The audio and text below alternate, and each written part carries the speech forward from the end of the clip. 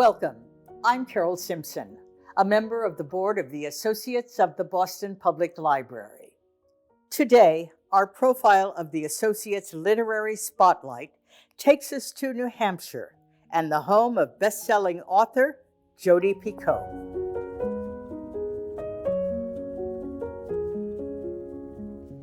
This is Jodi's world, where she lives with her husband Tim and their two dogs, Milo and Stanley. At 6:30 every morning, Jodi is already swimming, podcasts playing in her ears. Then she heads up the stairs to her office, where she writes, researches, and writes some more. So this is one of the sites that I went to all the time when I was writing by any other name. It's actually from the University of Victoria in Canada. It's called the August Map. Jodi, it's so wonderful to be in your beautiful home in New Hampshire to do this interview. I am just in awe of you. How could you write 29 novels in the short time you've been on Earth?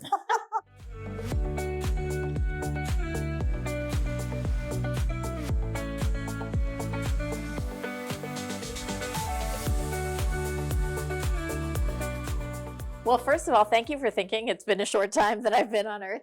I was just for many years writing a book a year, started in 1992.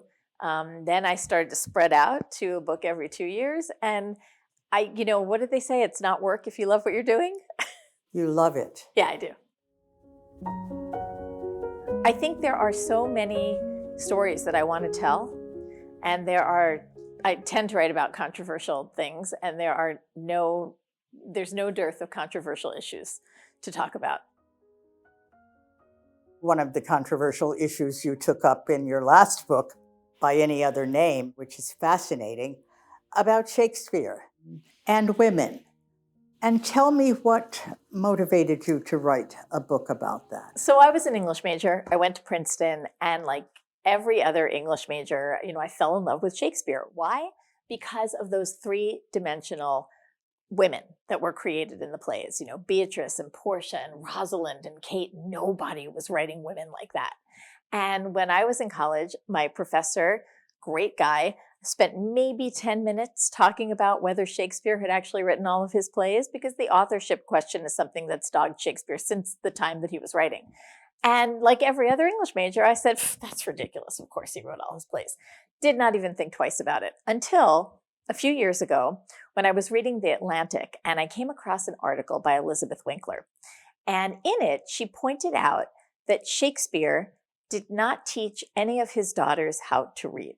And what? I went, wait, Yeah. what? There's no way the guy who created those three-dimensional women would not have taught his own daughters how to read. And she was looking at the authorship question from a slightly different angle, because she was posing a candidate that I'd never heard of before, Amelia Bassano. Amelia Bassano is the first published female poet ever in England. Everything we know about Amelia, almost everything we know, comes from one primary source. It is a diary by a man named Simon Forman. We have this diary, which still exists in the Ashmolean Museum in Oxford, and which has been digitized. And so I was able to actually see pages of this work from, the early 1600s. So without the Ashmolean, your book would not be as rich It in would have history been as pure fiction, as opposed to historical fiction.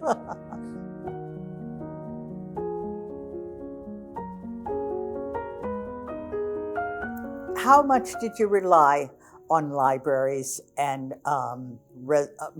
materials that have been digitized and so on to do your work? I don't know a single author who doesn't love libraries. And my love of libraries came very early. I started reading at 3. And my mom used to go to the library twice a week, and I have a very distinct memory of learning how to write my name so I could get my library card. How important do you think libraries will remain for the writers of the future? They're critical to us because a library is the one place you can go to and read and not pay a cent. That's true. Right? And, that is really, really important, to make reading something that has nothing to do with your background, your income level. It's accessible and free to all. You have the distinction of having one of the most banned books, what, 23, 24, 2023? It was 2024, yeah. Yeah. Mhm. And what was that book, and what was your reaction when it was yanked from shelves? So it's 19 minutes. And that actually that references a school shooting that happens in the book. It is about school and gun violence in America. It's about how a community not only raises a child, but fails a child. And that to me is very dangerous for a lot of reasons.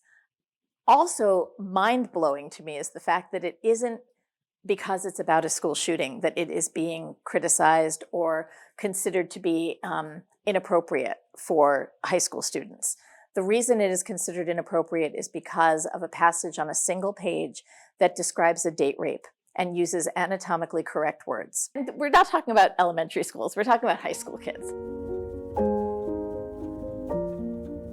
It's also one of the reasons that we're so worried right now, because there are challenges to public libraries.